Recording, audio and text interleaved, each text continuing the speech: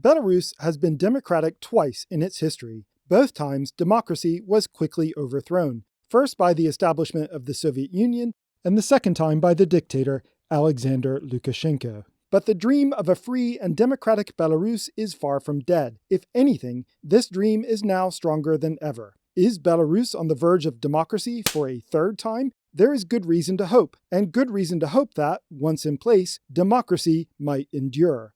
Here's the story. The territory now known as Belarus was first annexed by the Russian Empire in 1795. Russia quickly began imposing its own culture, language, and religion on its conquered people, a process known as Russification. This was based on a false concept known as Ruski Mir, which claims that the language and culture of Belarus and Ukraine are not real, but are instead just variations of Russian language and culture. Despite Russia's best efforts, Belarusian identity enjoyed a revival in the 1800s, which in turn laid the foundation for the Belarusian Democratic Republic in 1918.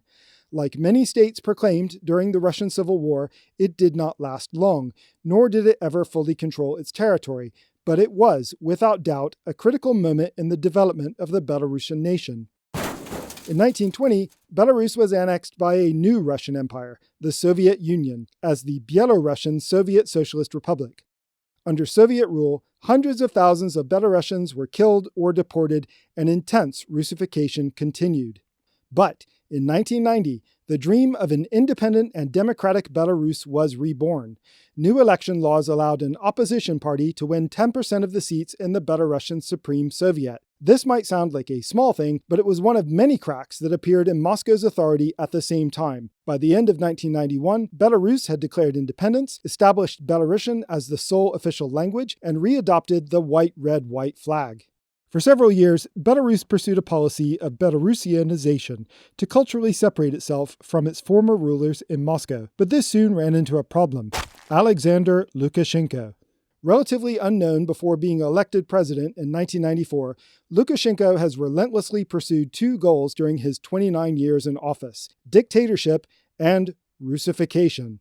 For example, Lukashenko describes the Belarusian language as inferior to Russian, possibly because he might not speak it very well. Many Belarusians do not. After centuries of Russification, only about a third of Belarusians speak Belarusian at home. Instead of encouraging his people to learn their national language, Lukashenko changed the constitution to make Russian a second official language, and has ever since forced Belarusian speakers to the margins of society. He has also sidelined Belarusian culture and identity in other symbolic ways. He replaced the white-red-white flag with one that evoked the Soviet past. He also began lobbying Russia to form a political union, an obvious attempt to recreate the Ruski Mir. After his first election in 1994, Lukashenko rigged the next 4 elections without any problem. In 2020, however, he encountered the first significant challenge to his rule: Svetlana Tsikhanouskaya. Tsikhanouskaya never intended to run for president. She became a candidate only after her husband, a popular YouTuber turned politician, was arrested.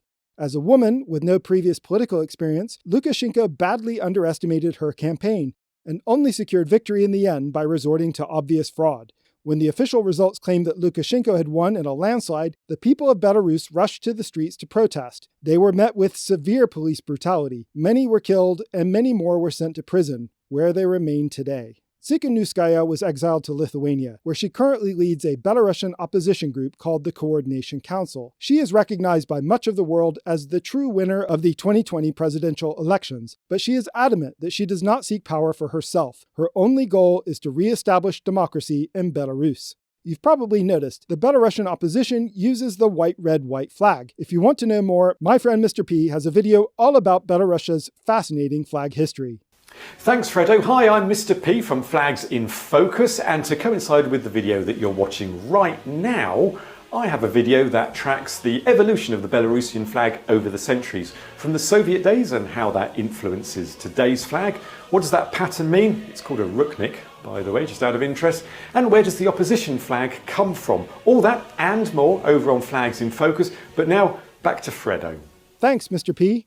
Since the 2020 election debacle, Lukashenko has become more and more reliant on his only remaining ally, Vladimir Putin. As a result, Belarus is now not much more than an outpost of Russian imperial power, providing a home for Russian mercenaries and allowing the Russian military to launch attacks from its territory. But dictatorships can't last forever. With Russia distracted by a war it can't win and a globally recognized opposition waiting in the wings, it's easy to imagine a scenario where Lukashenko flees Minsk in the same way Ukraine's pro-Russian president Viktor Yanukovych once fled Kyiv.